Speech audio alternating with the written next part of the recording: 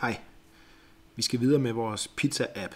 I den forrige video, der lavede vi en lille app, hvor man kan se de forskellige pizzaer, som pizzeriaet laver.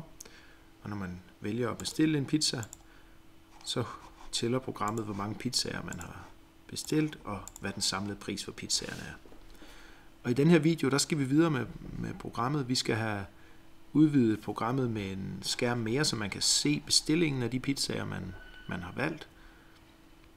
Sådan så programmet ikke bare husker, hvor mange pizzaer, men rent faktisk, hvilke pizzaer man har valgt. Det får pizzamanden brug for at vide. Så vi går ind i designeren her, og vi har kun vores main skærm lige nu. Jeg laver en til, som vi kalder for bestillingsside. Og så skal vi have opbygget, hvordan den her skal se ud. Og vi skal bruge en label op for oven, ligesom den vi lavede inde på den anden side, som er lige så bred som skærmen, 40 pixels høj, har en x-position på 0 og en y-position på 0. Og ligesom på den anden, så vil jeg gerne have sort baggrund med hvid tekst. Og hvad var tekststørrelsen på den anden? Det var 25. Så vi går ind på bestillingssiden, og så sætter vi den her til størrelse 25. Sådan. Og vi flytter teksten ind i midten. Sådan. Og der skal stå vælg en pizza. Og den laver om på størrelsen hver gang jeg ændrer noget, så vi prøver at slutte med størrelsen. Sådan. Vælg en pizza. Nej, det hedder den på den anden. Her skal der stå bestilling.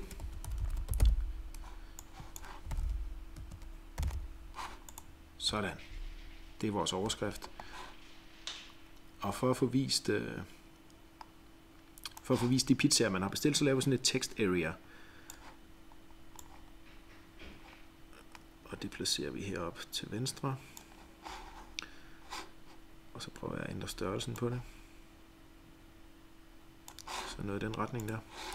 Så her der får vi listet de pizzaer, man har bestilt. Og så vil jeg gerne have en knap, der kan tømme kurven.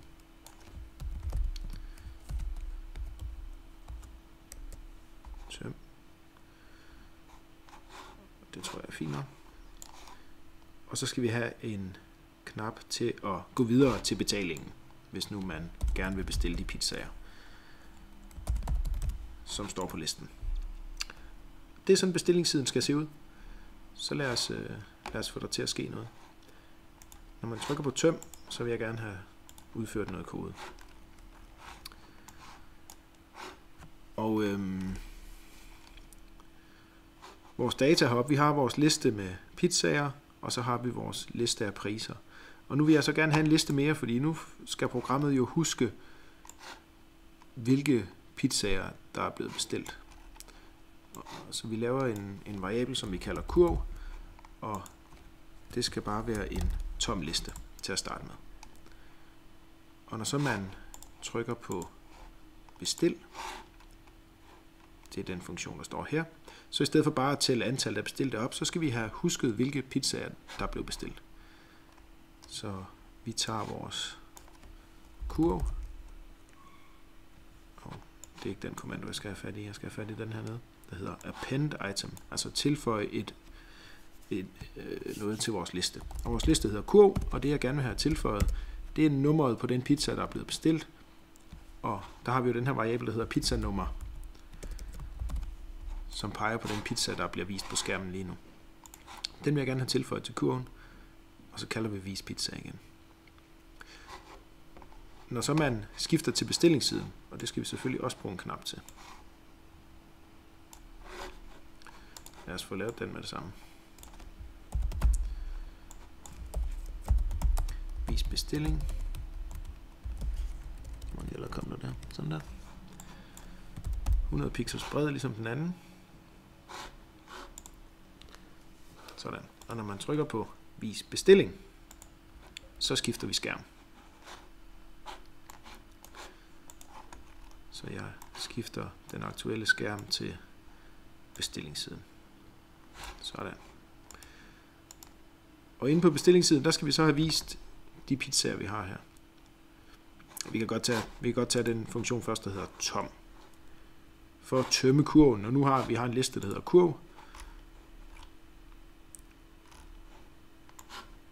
Så er det eneste, vi skal gøre for at tømme kurven, det er bare at sige, at vores kurv skal være lige med en tom liste igen. Så forsvinder bestillingen. Men nu skal vi have vist de pizzaer, der er bestilt her på vores tekstfelt her. Og ligesom vi lavede en funktion, der hedder vis pizza, så laver vi en funktion nu, der hedder vis bestilling. Vi placerer den nede i bunden. Vis bestilling.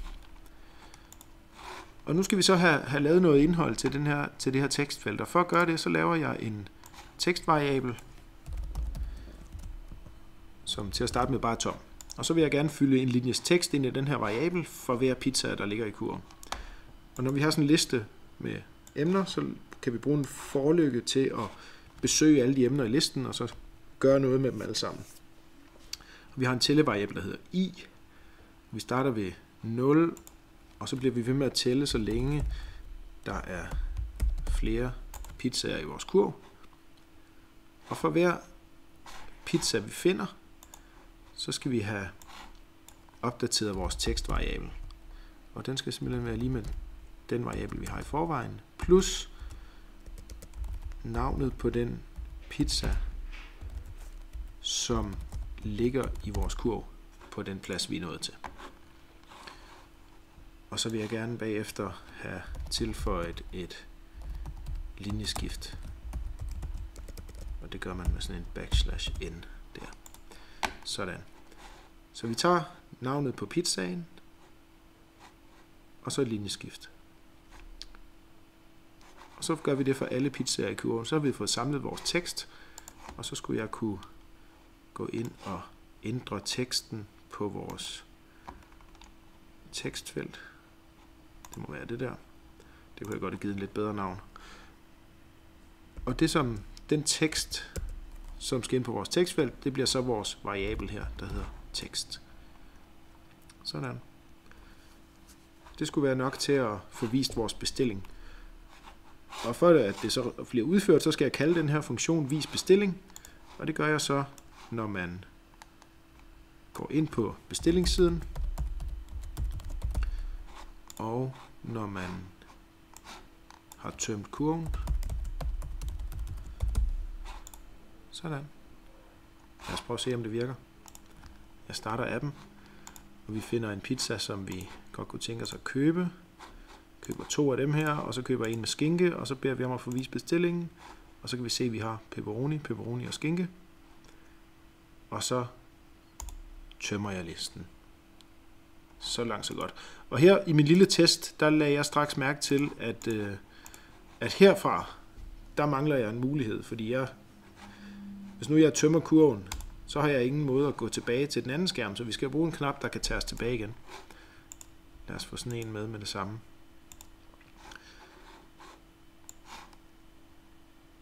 Så hvis vi nu placerer en knap her, der hedder tilbage, og sørger for, at der står tilbage på den knap. Når så man klikker på den, så vil jeg have skiftet skærmen tilbage til den forrige, til main-skærmen.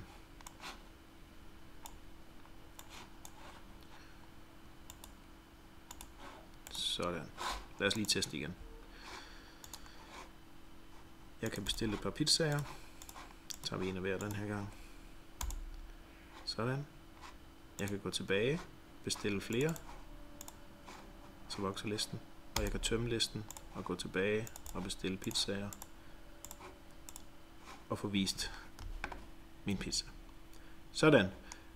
Læg mærke til, at der er noget mærkeligt her, fordi den bruger stadig de oprindelige variabler til at tælle, hvor mange pizzaer vi har valgt, og hvad den samlede pris er. Og det kunne jeg godt tænke mig at slippe for, fordi vi har jo alt vores information i den variabel, der hedder kurv, vores liste af bestilte pizzaer. Så den kan vi jo bruge til at få vist det rigtige antal her i stedet for. Så lad os gå op og rette i den funktion, der hedder vis pizza. Hvis jeg kan finde den.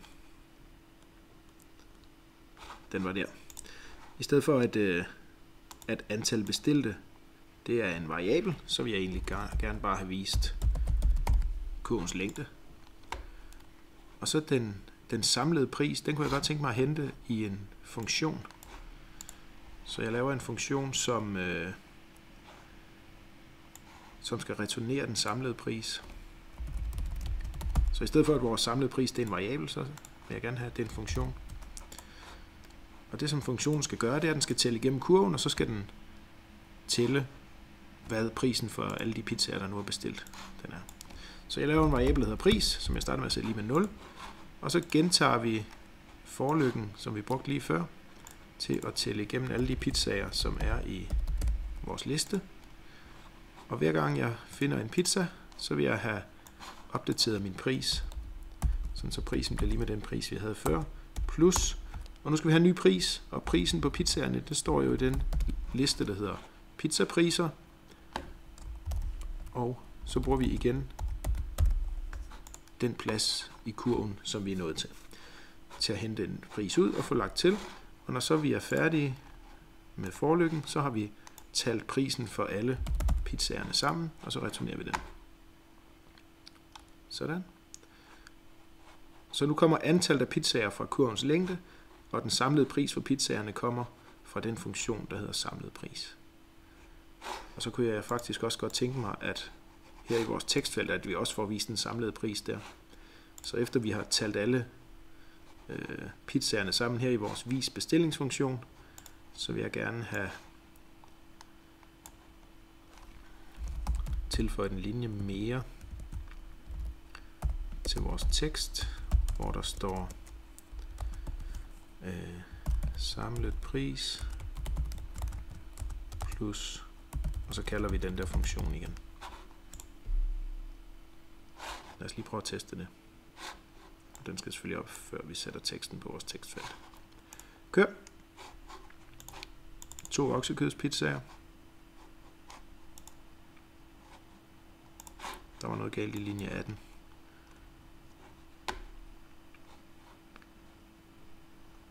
Det vil den ikke være med til.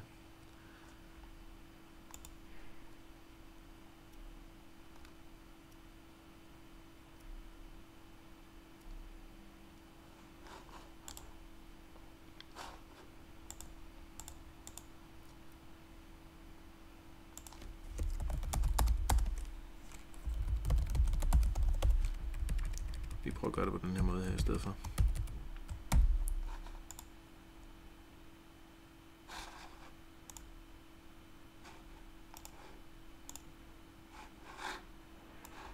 Stadigvæk ikke.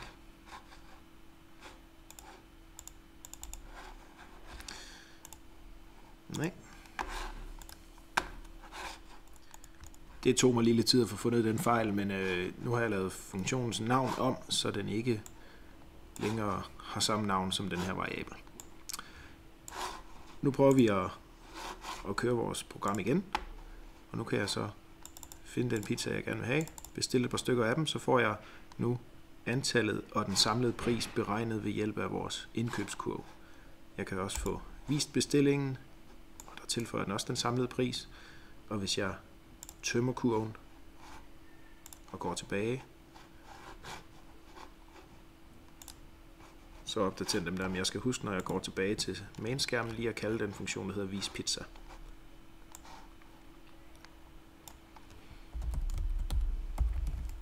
Sådan. Lad os prøve at teste. Jeg finder en pizza, bestiller, går ind og viser bestillingen, tømmer, går tilbage, og så passer antallet af prisen stadigvæk. Sådan. Lad os kalde det for version 2 af vores lille pizza-app, og så fortsætter vi i den næste video.